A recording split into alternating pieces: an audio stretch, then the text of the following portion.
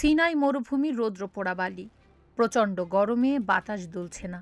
হঠাৎ প্রচণ্ড শব্দে মেঝে কেঁপে ওঠে।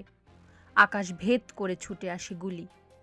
আগুনের ফুলকা ছড়িয়ে পড়ে চারপাশে। ধোঁয়ায় ঢেকে যায় চারদিক।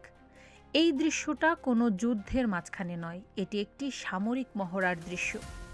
কিন্তু মহড়াটা যেখানে হচ্ছে সেই জায়গাটাই সবচেয়ে চমকপ্রদ। ইসরায়েল মিশর সীমান্তের ১০০ মিটার দূরত্বে এই লাইভ ফায়ার ড্রিল চালাচ্ছে মিশরীয় সেনাবাহিনী। দক্ষিণ ইসরায়েলে এই খবর তীব্র নিরাপত্তার উদ্বেগ তৈরি করেছে। ১৯৭৯ সালে যুক্তরাষ্ট্রের মধ্যস্থতায় মিশর ও ইসরায়েলের মধ্যে ঐতিহাসিক শান্তি চুক্তি হয়েছিল। ওই চুক্তি অনুযায়ী সিনাই উপদ্বীপকে ভাগ করা হয়েছে বেশ কয়েকটি সামরিক জোনে। সীমান্তের কাছের জোনটির নাম জোন সি। এই জোনে কেবল হালকা অস্ত্রে সজ্জিত পুলিশ ও আন্তর্জাতিক শান্তিরক্ষীদের থাকার কথা। ভারী অস্ত্র বা ট্যাঙ্ক নিয়ে সেনা মোতায়েন একেবারেই নিষিদ্ধ। এমনকি লাইভ ফায়ার চালানোর জন্য ইসরায়েলের পূর্বানুমতি লাগে। মিশর এবার সেই অনুমতি নিয়েই এই বিপজ্জনক মহড়ায় নেমেছে। ২৬ এপ্রিল থেকে ৩০ এপ্রিল পর্যন্ত সকাল ৬টা থেকে বিকাল ৬টা পর্যন্ত চলছে এই গোলাবর্ষণ।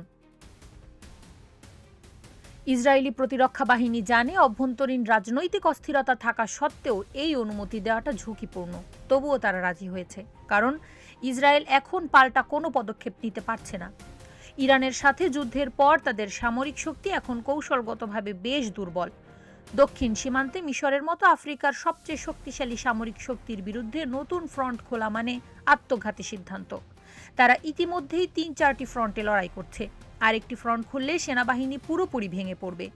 এই ঘটনা থেকেই প্রকাশ পাচ্ছে ইসরায়েল ও যুক্তরাষ্ট্রের ওই পুরনো শান্তি চুক্তি এখন কতটা ভঙ্গুর অবস্থায় রয়েছে। এই ঘটনা একা নয়, মধ্যপ্রাচ্যের মাটি এখন নতুন করে সাজানো হচ্ছে। সৌদি আরব, মিশর, তুরস্ক ও পাকিস্তান, এই 4টি দেশ নিয়ে একটি নতুন সামরিক ব্লকের উত্থান হচ্ছে। এরই মধ্যে সৌদি আরব ও পাকিস্তানের মধ্যে ন্যাটো স্টাইলের একটা প্রতিরক্ষা চুক্তি হয়েছে। ওই চুক্তির পরিধি বাড়ানোর জন্য তারা বেশ কয়েক দফা বৈঠকও করেছে।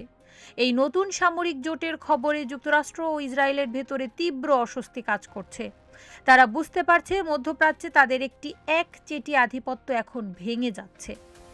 ইরানের সাথে সাম্প্রতিক সংঘাতে আরেকটি বড় দখল দেখা গেছে। ইরান মিসাইল হামলা চালানোর সময় উপসাগরীয় দেশগুলোতে থাকা মার্কিন রাডার সিস্টেমগুলো পুরোপুরি ব্যর্থ হয়েছে। আগে ইসরায়েল ১০০০ কিলোমিটার দূরে বসে ইরানের হামলার খবর পেত। উপসাগরীয় দেশগুলোর লজিস্টিক সাপোর্টে তারা এই সুবিধা পেত। এই সুযোগ এখন আর নেই। এমনকি যুক্তরাষ্ট্র বারবার আহ্বান জানিয়েও উপসাগরীয় কোনো দেশকে ইরানের বিরুদ্ধে যুদ্ধে নামাতে পারেনি। কেউ সরাসরি হামলায় অংশ নেয়নি। এই নীরবতা যুক্তরাষ্ট্রের ভবিষ্যৎ সামরিক কৌশল নিয়ে বড় প্রশ্ন তুলেছে। এই 3টি ব্লকের উত্থান মধ্যপ্রাচ্যের ভবিষ্যৎ ভূ রাজনীতির একটি নতুন ভিত্তি তৈরি করে দিচ্ছে। ইরান পরিষ্কার বার্তা দিয়েছে, তাদের ওপর হামলা হলে মধ্যপ্রাচ্যের তেল ক্ষেত্রগুলোতে পাল্টা হামলা চালানো হবে। সৌদি আরব বা কাতারের মতো তেল নির্ভর অর্থনীতির দেশগুলোর জন্য এটি বড় আতঙ্কের কারণ।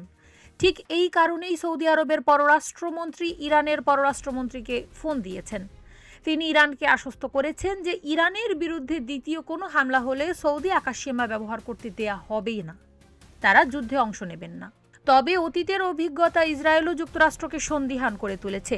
ইরান হামলার আগে সৌদি আরব একই ধরনের কথা দিয়েছিল, কিন্তু সৌদির প্রিন্স সুলতান ঘাঁটি থেকে মার্কিন যুদ্ধবিমানগুলো ইরানে হামলা চালিয়েছিল। পরে ওই ঘাঁটিতে হামলা করে মার্কিন KC-46 ও 135 ট্যাঙ্কার বিমানগুলো ক্ষতিগ্রস্ত করে।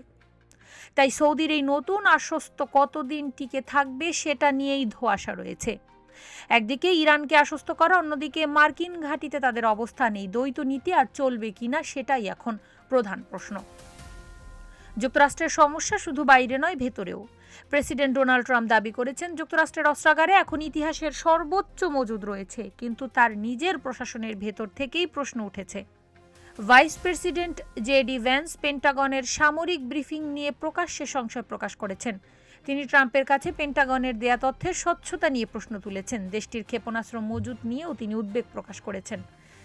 স্বাধীন গবেষণা সংস্থাগুলোর প্রতিবেদন ভ্যান্সের এই উদ্বেগকেই সমর্থন করেছে। ওয়াশিংটনের centre for strategic and international স্টাডিজের একটি প্রতিবেদন বলছে যুক্তরাষ্ট্রের ক্ষেপণাস্ত্র মজুদ পূর্ণ সক্ষমতায় ফিরে আসতে আরও কয়েক বছর সময় লাগবে।